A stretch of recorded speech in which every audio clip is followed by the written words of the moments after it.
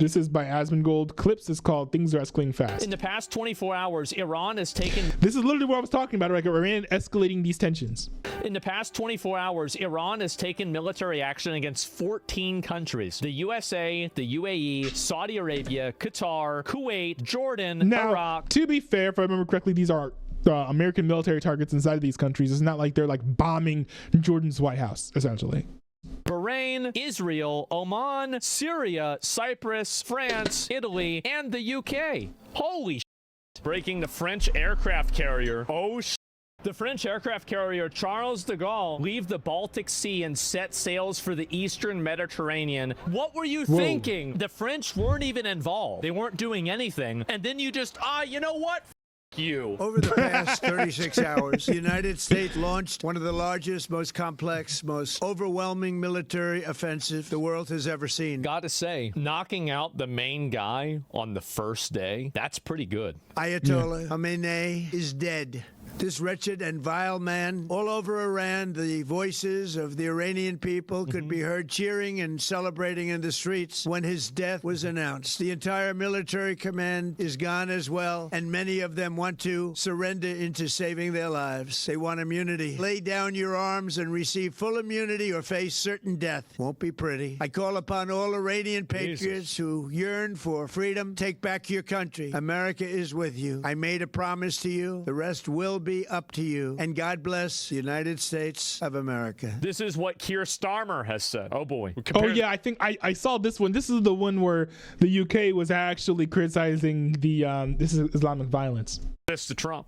Yesterday, I spoke to you about the situation in the Gulf. This is already sounding like a YouTube apology video. And explained that the United Kingdom was not involved in the strikes on Iran. That remains the case. Over the last 2 days, Iran has launched sustained attacks across the region, where British citizens are staying. Our decision that the UK would not be involved with the strikes on Iran was deliberate, because we believe that the best way forward for the region and for the world is a negotiated settlement. Great idea. Why didn't anybody else think of this? But here's the thing, though. Here's the thing. It entirely makes sense for the UK to be like, look, Iran is beefing with America and Israel. Let them duke it out, right? I don't see what the UK has to gain with them going after Iran. Hey, look, with the state of the UK right now, frankly, you might risk an uprising of, Islamic citizens against the government being like, hey, stop attacking that Islamic government over there. We think Islam is pretty cool, and we like Sharia law and whatever. You might even risk that reaction inside of the UK.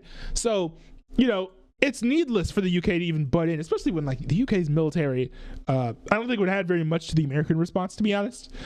So I think that, this is certainly not the first case of Asmongold being off base on something for sure, but I think that he's a little bit off base when making fun of the UK for, kind of relying on the United States and Iran to work things out.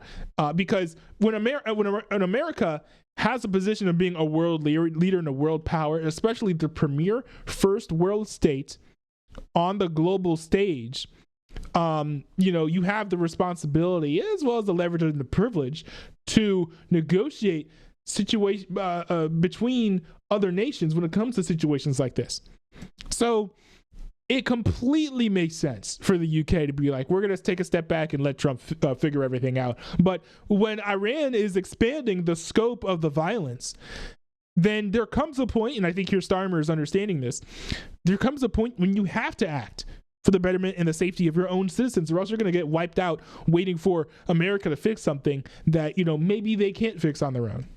The way to stop the threat is to destroy the missiles at source. No, wait. Are you telling me that in order to stop the missiles hitting you, you have to stop the missiles from spawning? The United States has requested permission to use British bases for that specific and limited defensive purpose. Isn't it crazy how terrified he is of alienating his radical Muslim voter base? It's so obvious that's the reason why he's pussyfooting around this. That is in accordance with international law.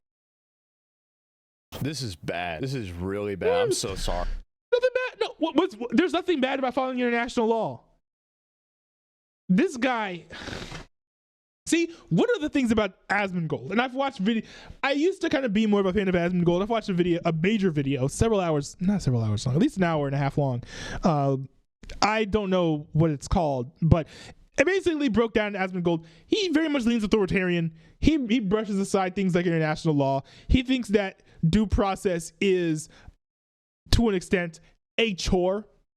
And that is sort of like the problem when you kind of get into like situations where people's lives are at stake, especially, right? You can't just blow someone up because you think it's a good idea, right?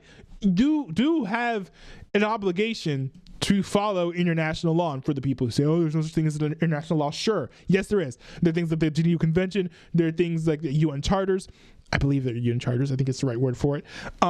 Now, if you decide you want to act outside the bounds of the UN, okay, but in a world where the vast majority of the world is in the UN, including even Axis powers, let's put it that way, like China and Russia, if you're only going to get so far in messing with other countries while violating international law. And we are publishing a summary of our legal advice. And we will not join offensive action now. Like, Iran can bomb you. But Iran is pursuing a scorched earth strategy. So we are supporting the collective self-defense of our allies and our people in the region, because that is our duty. Wait, so is he using military force or not? It's hard to tell. To the British people, protecting British interests and British lives. Wow.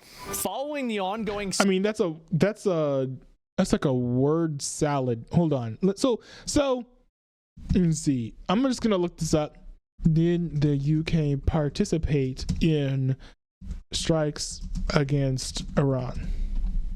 This is The Guardian. Okay, so I think this is newer than that statement, but this is from The Guardian. Yeah, it says UK to allow US to use British bases for defensive strikes against Iran. Within hours of the Prime Minister's statement, the UK's Akrotiri Air Force base in Cyprus was reportedly hit by a drone. Well, that'll do it too. But yeah, see, and this is frankly, with how the UK votes, they deserve their leaders. But you know, it's always sad to see such leadership out of the UK.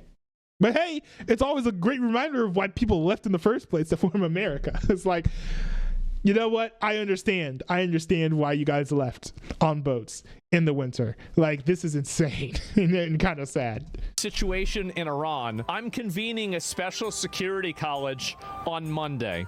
For regional security and stability, is it of the utmost importance that there is no further escalation through Iran's unjustified attacks on partners in the region?